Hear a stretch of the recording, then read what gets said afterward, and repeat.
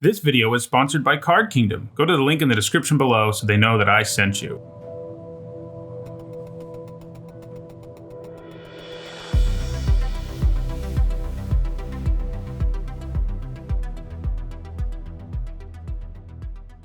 Hello everyone, I'm Hone, and it is Wednesday, so that means it's time for another MTG Top 10. For today's MTG Top 10, I ran a poll asking whether people wanted to see warriors or beasts more, and the poll pretty much ended in a tie. So today's MTG Top 10 will look at warriors, and on Friday we'll look at beasts.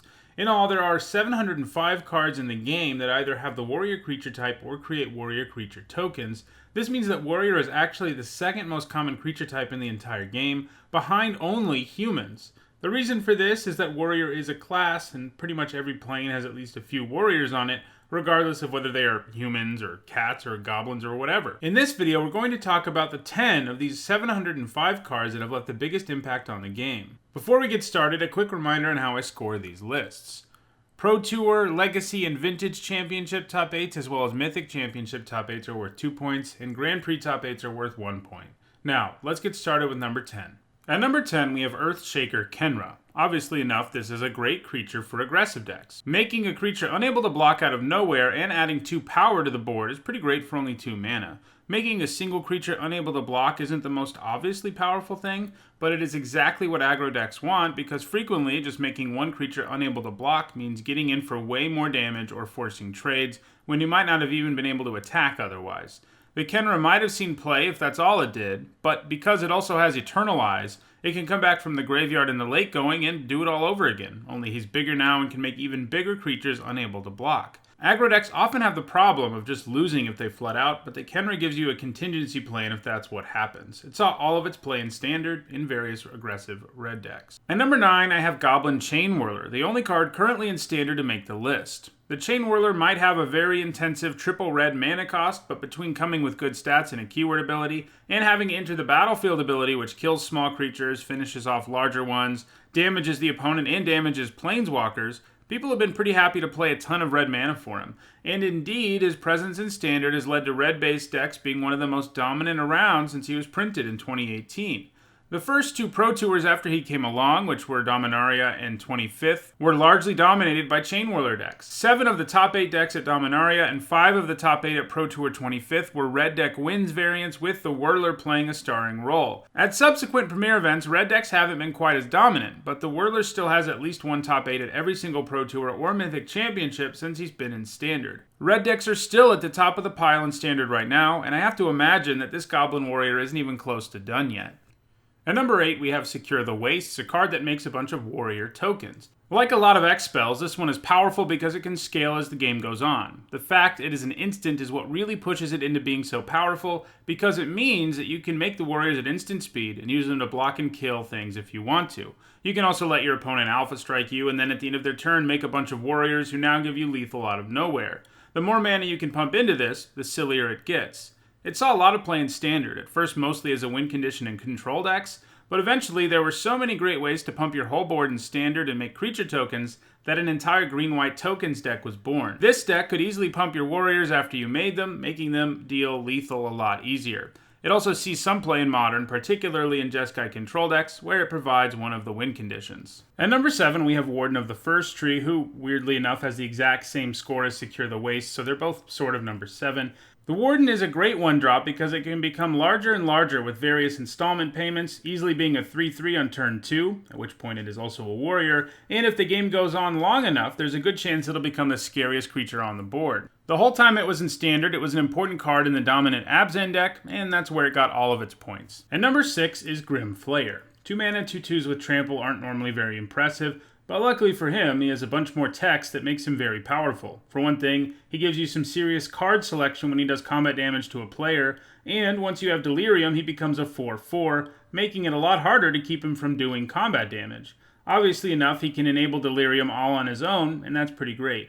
Frequently, he could amount to being a 2-mana 4/4 with trample with a powerful ability, since the decks that ran him were usually capable of loading up their graveyards pretty easily. In fact, he was one of the key cards in the black-green Delirium deck that dominated Standard from 2016 to 2018, and he also saw play in the Golgari Constrictor decks. Standard hasn't been the only place this guy has done his flaying, though, as he has also seen play in various graveyard-centric modern decks like Death Shadow and Abzan. At number 5, we have Zealous Conscripts, a warrior who can steal your opponent's stuff for a turn. Because it comes with haste, Zealous Conscripts is capable of making it so your opponent is suddenly taking way more damage than they ever expected. This can, of course, be used to get a blocker out of the way, similar to what Earthshaker Kenra does, except now you get to attack with that blocker, or it can be used to steal a particularly powerful creature your opponent has. Zealous Conscripts gets some extra power from the fact that it can actually steal any permanent, not something that this type of red threaten effect usually does. While stealing creatures is what is done more often than not, it is also pretty spicy when you can steal an opponent's planeswalker who has exactly enough loyalty to use an ultimate, and using that ultimate for yourself while also killing the planeswalker. In block and standard, it saw play in Naya aggro decks. In standard, it saw play in human reanimator decks, where it could be a particularly powerful card to get back from the graveyard because of that enter the battlefield trigger. In modern, it used to see play in birthing pod decks, a deck filled with one-of creatures who you could tutor up at the ideal time, and it didn't hurt that it could even be used to steal an opponent's creature, and then you could sacrifice that creature to the pod and get a new creature from your library. Unfortunately for the conscripts, since the banning of Birthing Pod in 2014, it hasn't seen play anywhere. At number 4, we have Duskwatch Recruiter, who is only a warrior some of the time, since he's a werewolf that transforms into Kralin Horde Howler. The Recruit offers reasonable stats and a powerful activated ability that essentially lets you draw an extra card most turns if you have the mana lying around. If he transforms, he loses that ability, but gains the ability to make all those creature spells you drew cost less mana, and he also becomes a 3/3. He was pretty much a staple in green decks and standard, with collected company decks being his most frequent home. It was nice you could hit such a powerful creature with your collected company, but it was also nice that Duskwatch Recruiter's activated ability can act as a pseudo-collected company in a pinch, since it gives you card selection over a bunch of creatures on top of your library. Modern collected company decks also play the Recruiter, and while he doesn't have a Grand Prix top 8 since 2018, I'm reasonably confident that he'll see play there in the future. At number 3, we have Goblin Rabble Master, the second Goblin Warrior to make the list. The Rabble Master spits out a Goblin token with haste every turn, and he also gets bigger for every attacking Goblin you have when he decides to attack, which means that on his own he can represent a huge amount of damage, as decks that run him generally find ways to get blockers out of the way and bash in for huge chunks of damage. He is especially annoying because spot removal isn't very good against him if you don't kill him right away, and if you let him stick around for even a couple of turns, he can take the game over completely. Standard is where he saw the most play in various aggro and mid-range decks. He also has a single point in a modern mono-red aggro deck, and more recently has begun to see play in Eternal formats. In Legacy, he has seen play as a win condition in mono-red prison decks, a deck that plays Blood Moon and locks people out of their lands, so the idea is that the Goblin Rabble Master can attack unchecked and just kill the opponent quickly while they struggle to find a way to get rid of your Blood Moon or other prison cards.